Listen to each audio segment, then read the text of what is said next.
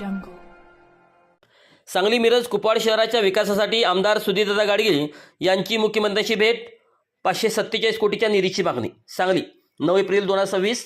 सांगली मिरज कुपवाड महापालिका क्षेत्राच्या सर्वांगीण विकासासाठी आणि मूलभूत पायाभूत सुविधा सक्षम करण्यासाठी आमदार सुधीरदादा गाडगीळ यांनी महाराष्ट्र राज्याचे लोकप्रिय मुख्यमंत्री माननीय नामदार श्री देवेंद्रजी फडणवीस यांची मुंबईतील सह्याद्री अतिथीगृह येथे भेट घेतली. या भेटीदरम्यान शहराच्या दृष्टीने अत्यंत कळीच्या असलेल्या पाणीपुरवठा आणि सांडपाणी व्यवस्थापनाच्या प्रश्नावर सविस्तर चर्चा करण्यात आली. जागतिक बँकेच्या माध्यमातून उपलब्ध होणाऱ्या निधीतून सांगलीच्या विकासाला गती देण्यासाठी आमदार गाडगीळ यांनी मुख्यमंत्र्यांना विशेष निवेदन सादर केले. या निवेदनात प्रामुख्याने 2 मोठ्या प्रकल्पासाठी निधीची मागणी करण्यात आली. वारणा नदी आधारित पाणीपुरवठा योजना.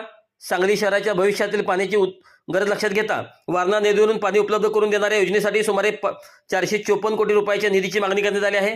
शहरी नाला व मलशुद्धीकरण प्रकल्प. शहरी नाला वकारबाग येथील उंच मलशुद्धीकरण केंद्र एसटीपी उभारणे आणि इतर अनुषंगिक कामासाठी सुमारे 93.50 कोटी रुपयाच्या निधीची आवश्यकता असल्याचे आमदार गाडगीळ यांनी अधोरेखित केले.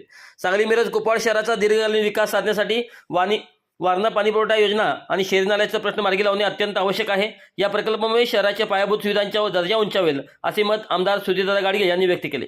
आमदार गाडगीळ यांनी मांडलेल्या विषयाचे महत्त्व लक्षात घेऊन मुख्यमंत्री देवेंद्र फडणवीस यांनी यावर सकारात्मक भूमिका दर्शवली आहे. जागतिक बँकेच्या निधीतून ही कामे मार्गी लावण्यासाठी आवश्यक ती प्रशासकीय कार्यवाही तातडीने करण्याचे आश्वासन मुख्यमंत्र्यांनी यावेळी दिले. या भेटीमुळे सांगलीच्या प्रलंबित विकास कामांना आता मोठी गती मिळण्याची शक्यता निर्माण झाली असून शहरवासियांकडून त्याबद्दल समाधान व्यक्त केले जात आहे.